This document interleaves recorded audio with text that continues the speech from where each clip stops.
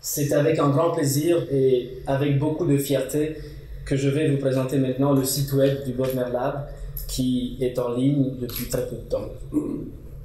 C'est peut-être la 10e fois que je présente publiquement ce site, mais c'est la première fois que je fais cela en m'appuyant, comme vous le verrez dans un instant, sur le présent et non pas sur des promesses d'avenir. Et il est vrai que souvent, peut-être trop souvent même, les projets d'humanité numérique regardent plus volontiers vers l'avenir que vers le présent.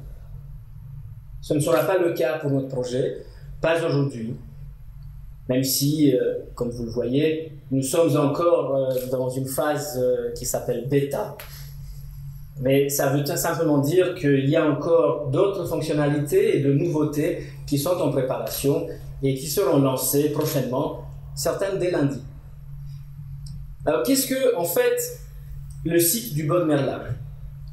C'est évidemment une entreprise complexe qui a été placée au centre de notre projet de recherche et de numérisation. Pour répondre à cette question, qu'est-ce que le site du Bodmer Lab? Je vais m'appuyer, of course, sur les big data.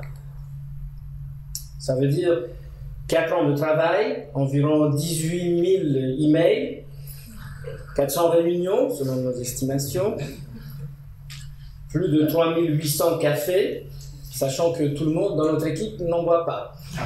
Un nombre inconnu de thé et un nombre inconnu de appels Skype. Parce que Microsoft, contrairement à nous, ne communique pas sur leurs données.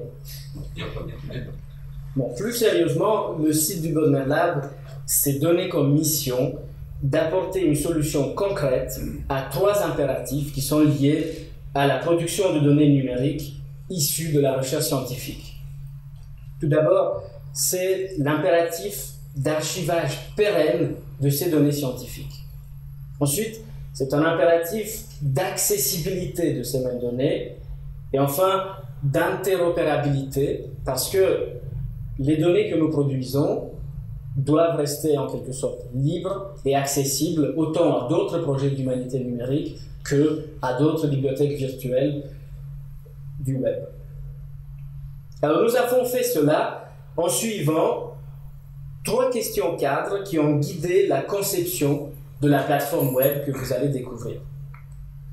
Ce sont des questions actuelles des humanités numériques et de ce que l'on appelle la muséographie digitale.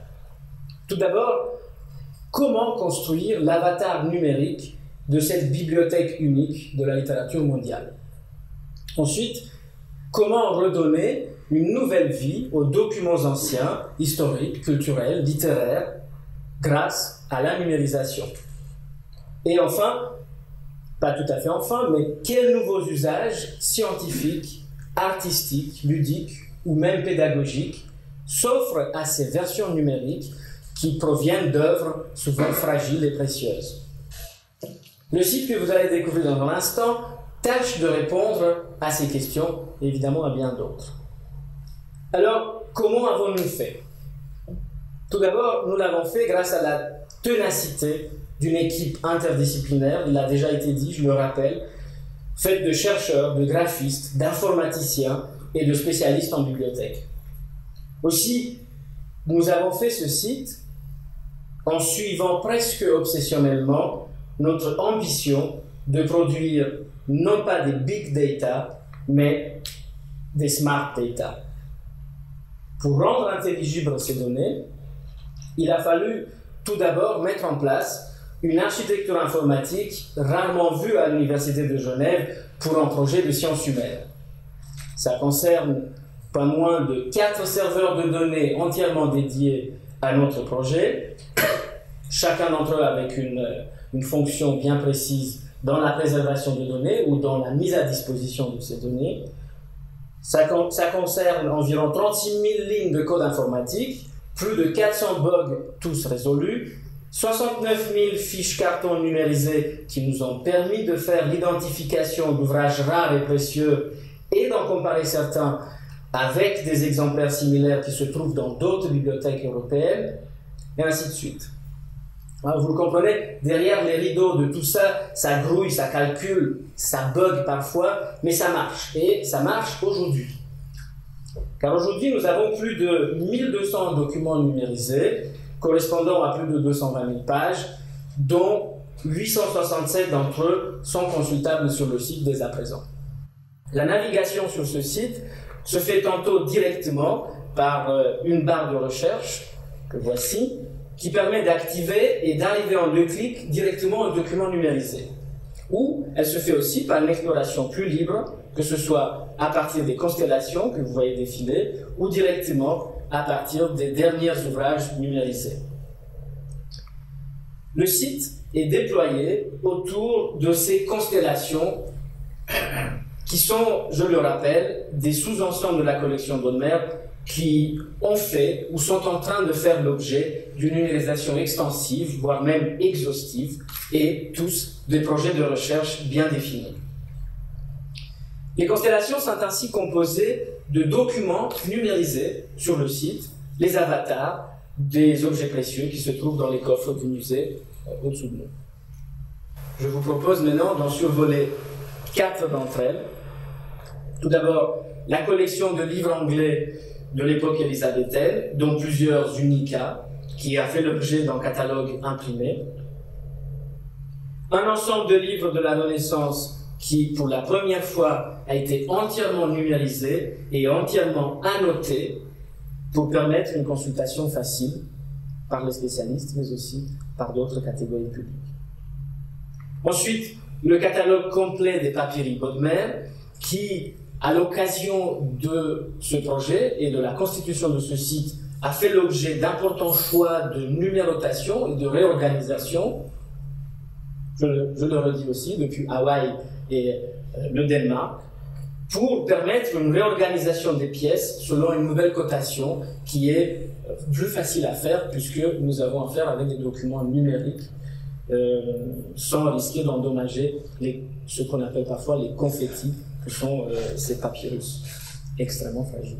Et enfin, des centaines de manuscrits orthographes français, la plupart d'entre eux issus de la collection de l'écrivain viennois Stefan Zweig. Aujourd'hui, ces documents rendus librement accessibles et enrichis grâce à un effort conjugué d'une importante équipe de métadonnées complexes, vraiment complexes. Alors, à partir de cette constellation, sur le site, on navigue facilement aux documents eux-mêmes. Voici un exemple issu des papyri Bodmer où le visiteur a le choix de découvrir l'objet, comme vous voyez ici, en feuilletant les pages du document. Pour des objets aussi fragiles et précieux, on retient son souffle même devant ces copies numériques par peur de les endommager. Et le visiteur peut ensuite déplier un ensemble, parfois vertigineux, de métadonnées, et souvent, ces métadonnées qui s'affichent à la demande, souvent ces métadonnées contiennent suffisamment de matière à nos yeux pour alimenter plusieurs articles scientifiques ou inspirer même des projets de thèse. Ça, si vous voulez, c'est la couche pro, la couche spécialisée du site. Mais autour d'elle gravitent bien d'autres modalités de navigation qui mettent en valeur des réalisations complémentaires qui visent le public savant, mais aussi et surtout les curieux de toutes sortes, les enseignants, les artistes, les graphistes ou les éditeurs, même les auteurs de BD. Cette plateforme numérique du projet voudrait guider le visiteur sans jamais l'enfermer. Il met ainsi en avant une sorte de sérendipité, une possibilité de se laisser surprendre par des détails inattendus. Ici, une illustration, là, une vidéo, ou vous verrez tout de suite une narration numérique. Voici maintenant quelques exemples de cette richesse de contenu qui se trouve en ligne et qui contribuent tous à mettre en valeur cette collection exceptionnelle qu'est la Bibliotheca Bodmeriana. Tout d'abord, et évidemment, le site accueille les publications de recherche que nous avons faites. À terme, toutes ces publications de recherche seront disponibles en version PDF, librement et gratuitement. Ensuite, nous avons aussi réussi le pari de mettre en place un système informatique qui nous a permis d'extraire pas moins de 8000 illustrations contenues dans 2 constellations de recherche la collection de Brie et la collection Faust. La richesse de ce matériel en fait un terrain très fertile pour des découvertes de toutes sortes. Il y a des centaines de planches gravées, des reproductions de dessins, un fond très grand d'ornementation typographique, par exemple des bandeaux ou des lettrines. Tout ceci pourra, nous l'espérons, servir comme source d'inspiration à des artistes et à des typographes. Une base de données sur mesure a aussi été développée pour mettre en valeur une partie de ces illustrations. L'application, dont vous voyez ici une capture d'écran, a été développée au Bodmer Lab et elle permet aux visiteurs de classer les illustrations des Faust de Goethe en fonction de la scène, des personnages ou des motifs qui sont représentés. Cet outil sera certainement utile pour des chercheurs, mais nous l'espérons aussi pour des enseignants qui préparent leurs cours et qui pourraient trouver là de nouvelles sources d'inspiration. Certains autres contenus ont été mis en scène à travers ce que l'on appelle aujourd'hui les récits numériques ou le digital storytelling. C'est une manière souvent utilisée par les milieux journalistiques, nouvelle en tout cas dans le domaine académique. Cette méthode consiste à présenter des contenus savants que l'on ramène par un effort de mise en scène vers un public plus grand. Elle permet notamment de rendre accessible une page qui serait autrement ésotérique pour beaucoup d'entre nous. Voici comment, ici, on navigue à travers une page du Codex de Ménandre avec des passages qui sont mis en valeur, traduits ou expliqués, et tout ça de façon dynamique. Le site est composé également de capsules vidéo qui exploitent des points de vue des chercheurs ayant travaillé sur les documents numérisés. Les vidéos, entièrement réalisées dans le studio du Bodmer Lab, grâce à notre équipe qui, pour le coup, a vraiment appris toute la chaîne de tournage, du montage jusqu'à la post-production.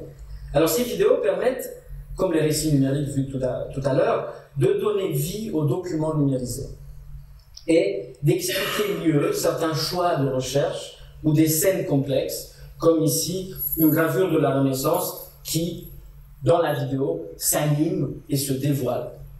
Enfin, nous avons encouragé au Bodmer Lab la création de déclinaisons. C'est ce que nous appelons des déclinaisons, des projets artistiques ou ludiques qui, eux, s'inspirent des numérisations et prennent des questions de recherche ou des sujets savants pour leur donner de nouveaux usages, vraiment une nouvelle vie. Ici, par exemple, une expérimentation avec des vignettes découpées dans des récits de voyage où la couleur, tout d'un coup, envahit la gravure, tout en lui donnant une nouvelle allure, de nouvelles potentialités d'exploitation artistique, peut-être à travers un futur projet de bande dessinée ou d'autres remixages culturels. Autre déclinaison, disponible sur le site, un jeu vidéo qui met en scène des manuscrits autographes et qui a été présenté cette année au Salon du Livre de Genève. Ce jeu permet d'explorer de manière ludique quelques pages exemplaires de manuscrits de la Bodmeriana en partant de quelques questions simples tout d'abord, plus énigmatiques ensuite. Enfin, et je finirai là-dessus, voici un prototype d'un jeu qui est fait à partir d'un ensemble de gravures montrant ces grandes explorations maritimes de la Renaissance. Ce jeu est le fruit d'une très féconde collaboration que le Bodmer Lab a eue avec la Haute École d'Art et de Design de Genève. Et en quoi consiste-t-il? Dans certaines images se cachent des intrus qui proviennent d'autres gravures. Je ne sais pas si vous le voyez. Alors, ces intrus ont été rajoutés comme autant de personnages clandestins. Ce ressort ludique motive en quelque sorte l'exploration de ces ouvrages anciens, nous en faisons le pari, et nous permettent de naviguer vers un passé surprenant. J'espère que ces quelques exemples vous ont donné envie maintenant de découvrir ce site, qui est le résultat de l'effort conjugué d'une autre équipe qui a fait un travail complexe et assidue et l'a fait cela afin que notre projet contribue à un accès libre au savoir scientifique et à la culture et participe ainsi à la création progressive d'une bibliothèque publique, numérique et mondiale. Je vous remercie.